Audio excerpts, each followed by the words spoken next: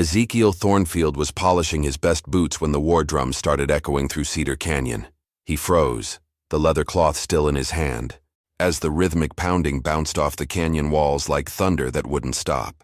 Today was supposed to be the day Catherine finally arrived from Kansas City. He'd been alone on this ranch for 3 years, carving out a life in the most isolated valley in Colorado Territory. The nearest neighbor was 15 miles away, and that's exactly how he liked it. Until now.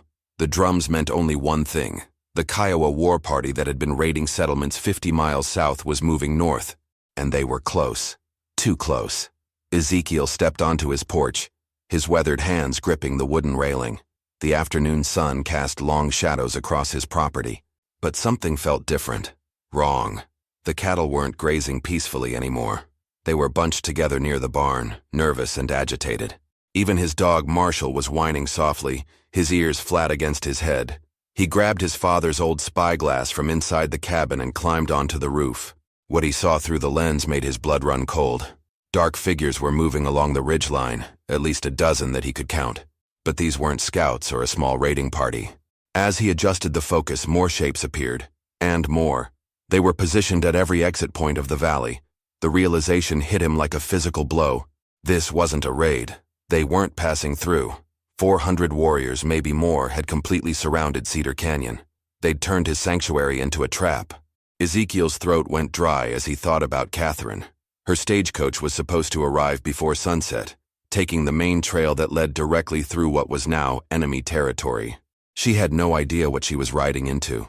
No idea that the man she'd agreed to marry sight unseen had just become the most dangerous person to be around in all of Colorado Territory. He climbed down from the roof, his mind racing. The smart thing would be to grab his horse and try to escape through the narrow creek bed on the eastern side. Maybe he could slip past them in the growing darkness, but that would mean abandoning Catherine to whatever fate awaited her when her stagecoach rolled into this valley of death. The war drums grew louder, more insistent. They weren't just announcing their presence anymore. They were communicating, coordinating. Whatever they had planned, it was about to begin. But what Ezekiel didn't know was that the leader of this war party had been watching him for weeks, waiting for exactly this moment. And the arrival of his bride was no coincidence. Ezekiel loaded his Winchester with shaking hands, counting his ammunition. 43 rounds. Against 400 warriors. The math was simple and terrifying. He'd heard stories about what happened to isolated settlers who got caught by war parties this size. None of those stories ended well. He thought about Catherine's last letter, still folded in his shirt pocket. She'd written about her excitement to finally meet him, about the new dress she'd bought for their wedding, about starting fresh in the Colorado Territory where nobody knew her past. She trusted him to protect her, to give her the life she'd dreamed of. Now he might get her killed just by existing. The war drums stopped. The sudden silence was somehow worse than the pounding. Ezekiel's ears strained for any sound, but even the wind seemed to have died down. His cattle had gone completely still, like they were holding their breath. This was the calm before something terrible happened. Then he heard it. Hoofbeats. Not the thundering charge he expected, but the steady clip-clop of a single horse approaching from the south trail. His heart hammered against his ribs as he realized what that meant. Someone was riding straight into the trap, unaware of the warriors positioned along every ridge. Through his spyglass he spotted the rider, a young Kiowa brave, but something was wrong. The warrior's hands were raised, and he carried a white cloth tied to a long stick, a flag of truce. The horse moved slowly, deliberately, like the rider wanted to be seen from a distance. Ezekiel's mind raced. In 3 years of living in this valley, he'd never had direct contact with any tribal war parties.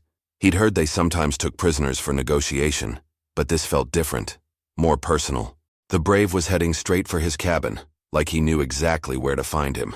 The rider stopped 50 yards from the porch, well within rifle range but far enough to show he wasn't looking for an immediate fight.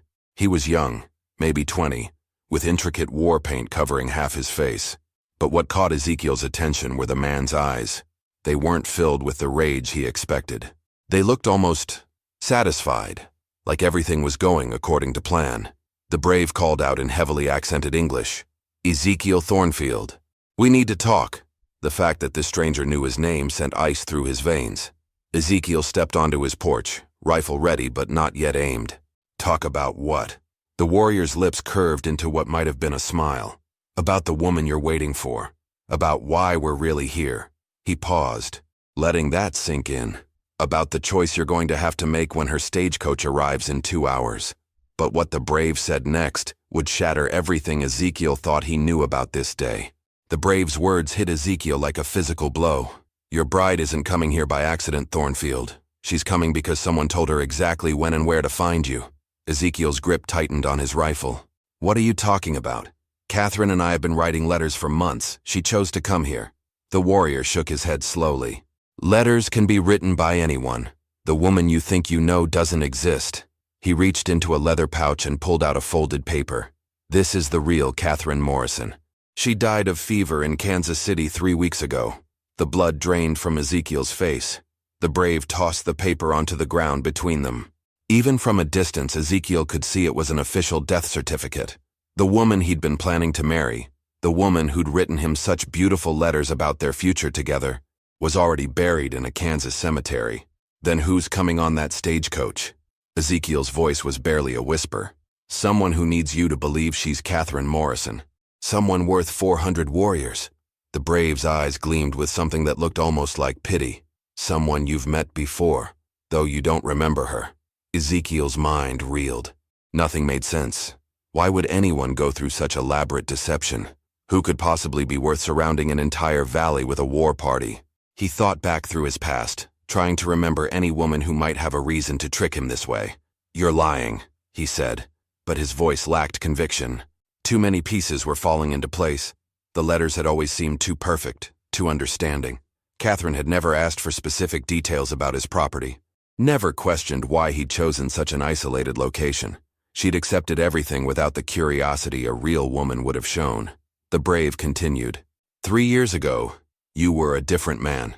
You lived in a different place. You did things that left marks on people's lives.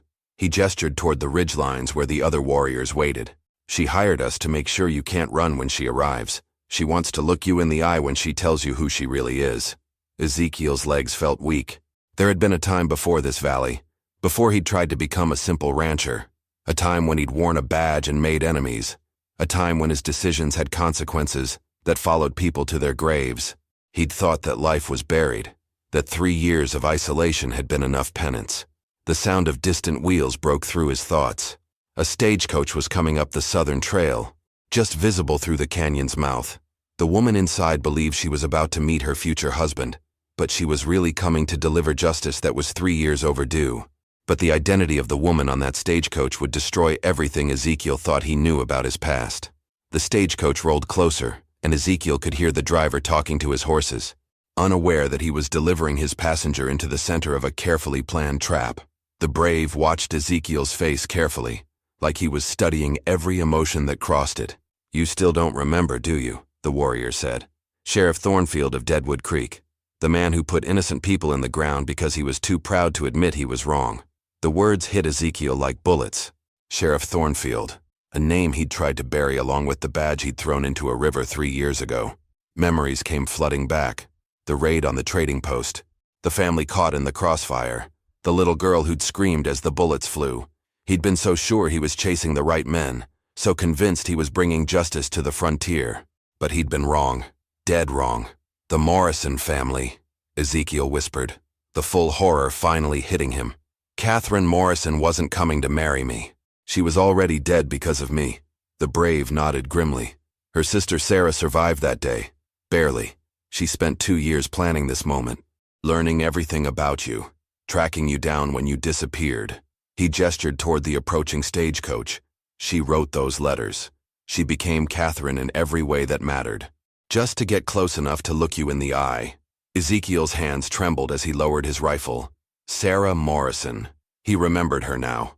A 12-year-old girl hiding behind a overturned wagon while her family bled out in the dirt. He'd been too focused on chasing the outlaws to notice that his posse's wild shooting had hit innocent people.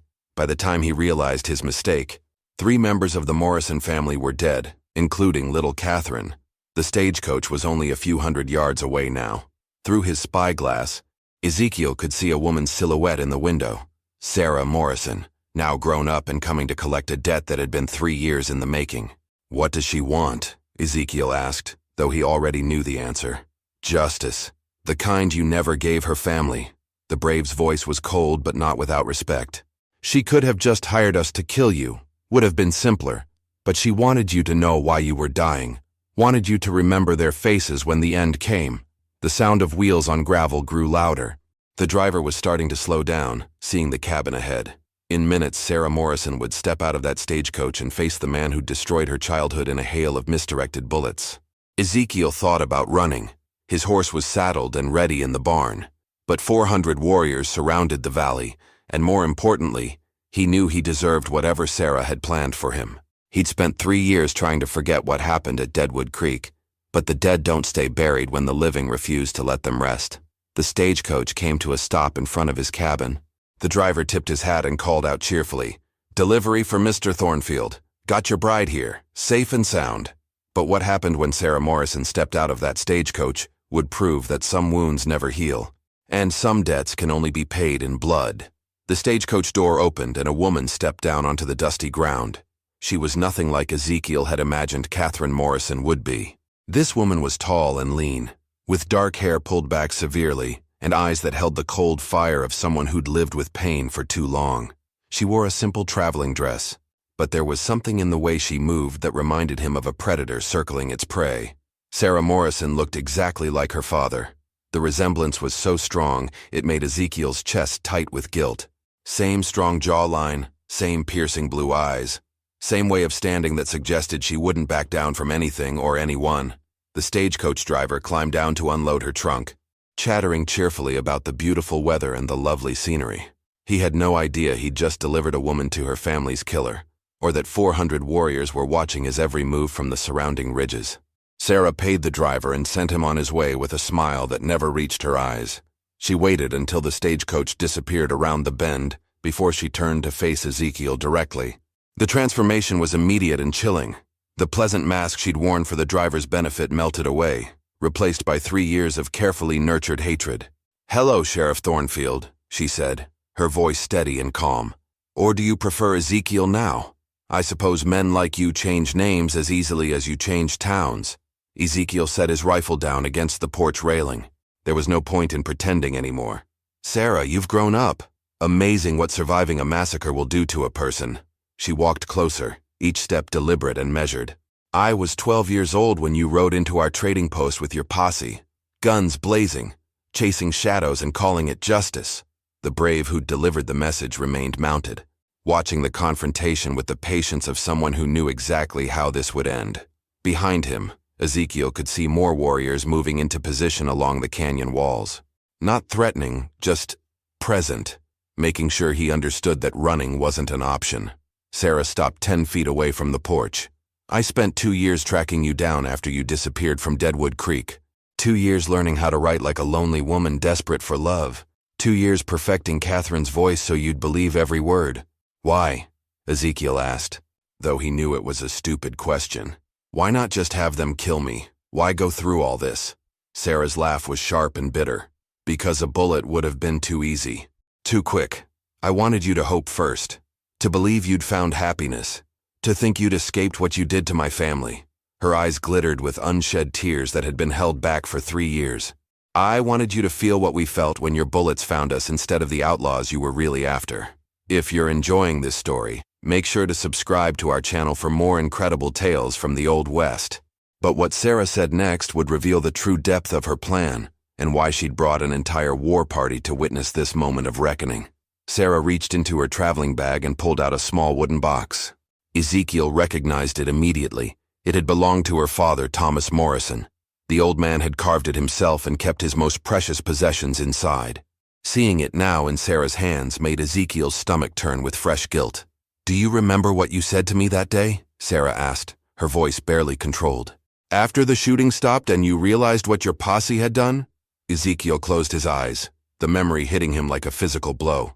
"I said I was sorry, that it was an accident, that we were chasing dangerous men and that these things happen on the frontier," Sarah finished. "That my family was in the wrong place at the wrong time.